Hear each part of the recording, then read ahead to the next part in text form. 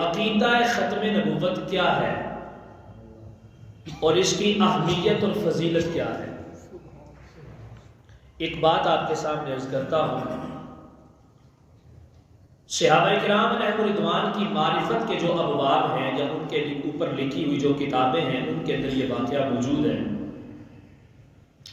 ایک تابعی گزرے ہیں، بڑے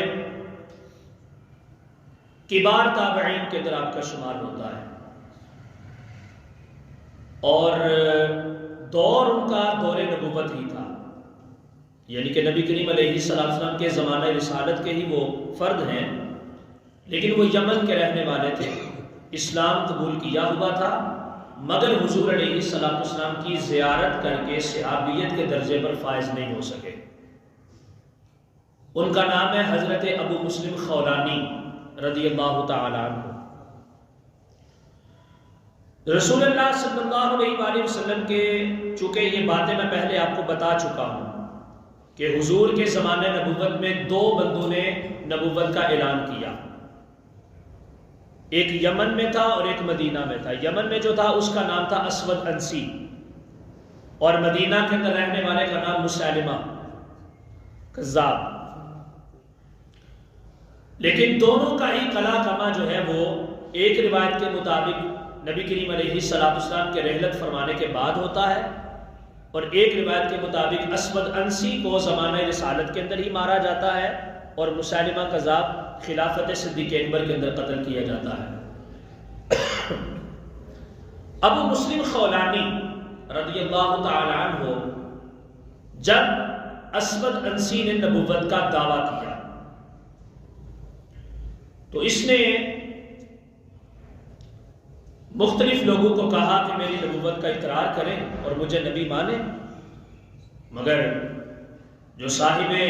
عقل لوگ تھے اور حضور علیہ السلام کے پیروکار تھے سچے، انہوں نے اس کا انکار کیا۔ ان میں ایک شخصیت حضرت ابو مسلم خولانی رضی اللہ تعالی عنہ بھی تھے۔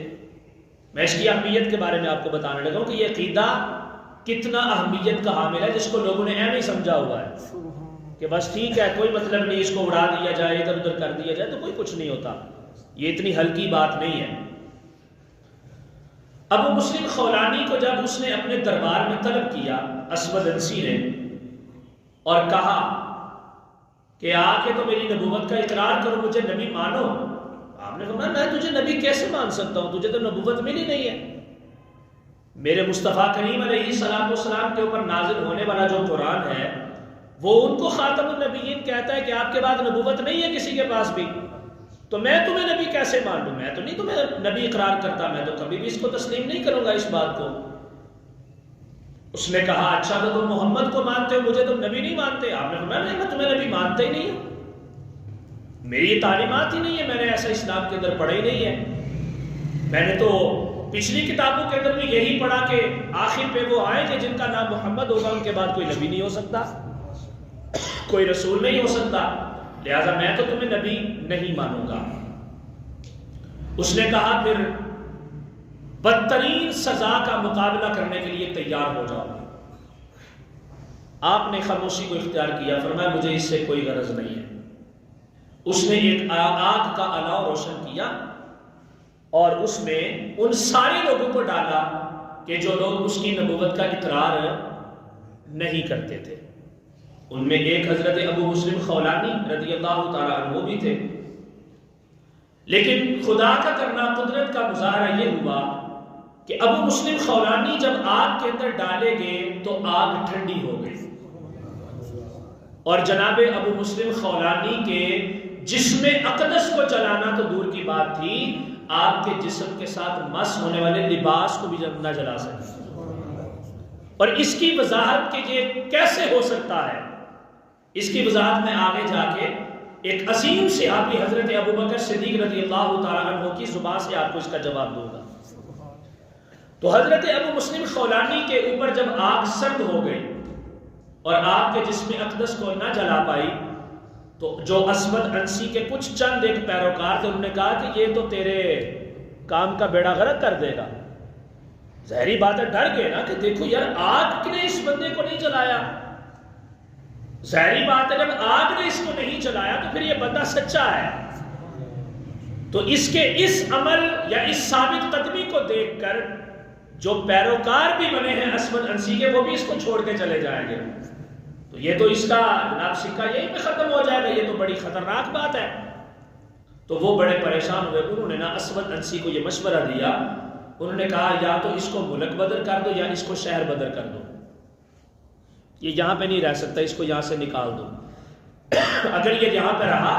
تو تیرا جو نبوت کا منصب جس کا تو نے اعلان کیا ہوا ہے اس کو نقصان ہو جائے گا، لوگ تمہیں چھوڑ دیں گے اور تیرا اقرار کوئی بھی نہیں کرے گا. اس نے اسی کے اندر بھلا سمجھا، بہتری سمجھی. اس نے حضرت ابو مسلم خولانی رضی اللہ تعالیٰ عنہ کو شہر بدر کر دیا. اب یہ جب یمن سے نکالے گئے اور یہ یمن سے نکل کے جب مدینہ شریف کے اندر پہنچے، مدینہ منورہ میں، تو یہاں پہ اس وقت حکومت حضرت ابو بکر صدیق رضی اللہ تعالیٰ عنہ کی تھی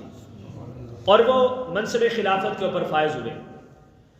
تو حضرت ابو مسلم خولانی جب آپ کے دربار میں حاضر خدمت ہوئے اور آپ کو سارے کی ساری رودات سنائی، سارا واقعہ سنایا، تو حضرت ابو بکر صدیق رضی اللہ تعالیٰ عنہ نے اپنے منصب سے اٹھ کر حضرت ابو مسلم خولانی کے ماتھے کو بوسہ دیا، پیشانی کے اوپر بوسہ دیا اور فرمایا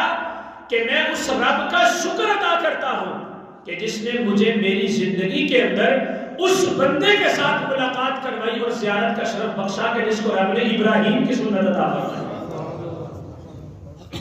کیونکہ حضرت ابراہیم علیہ السلام کو بھی آگ کے اندر ڈالا گیا اور رب فرماتا ہے قلنا، ہم نے کہا یا نار کونی بردم و سلام علی ابراہیم، اے آگ میرے ابراہیم کو جلانا نہیں ہے، یہ میرے ابراہیم کو جلانا نہیں ہے. یا نارو، اے نار کونی ہو جا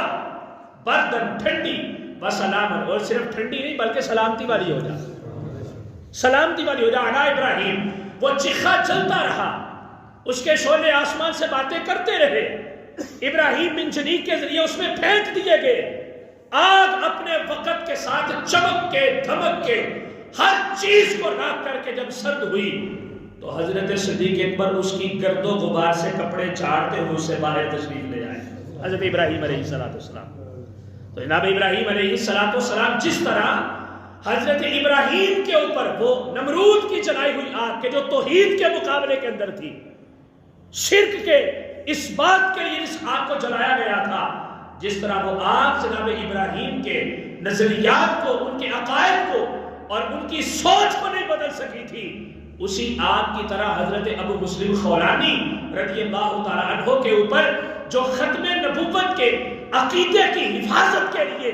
حضرت ابو مسلم خولانی نے پہرا دیا تھا اور استقامت کا مظاہرہ کیا تھا، اس استقامت کے عقیدے کو ثابت کرنے کے لیے اللہ رب العزت نے اس آگ کو بھی وہی کیفیت عطا فرمائی جو ملک شام کے اندر نمرود کی آگ کو عطا فرمائی.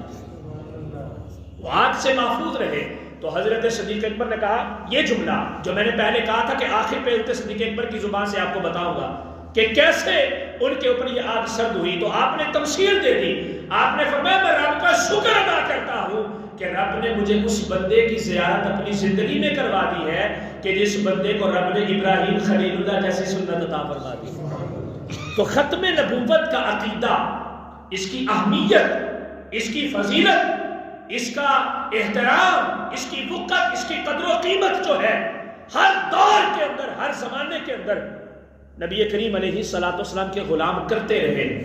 حضور علیہ السلام کے خدام اس کا اہتمام کرتے رہے اور کسی بھی زمانے کے اندر ختم نبوت کے عقیدے کو معاذ اللہ کبھی بھی کسی نے اس کا سر نیچا نہیں ہونے دیا.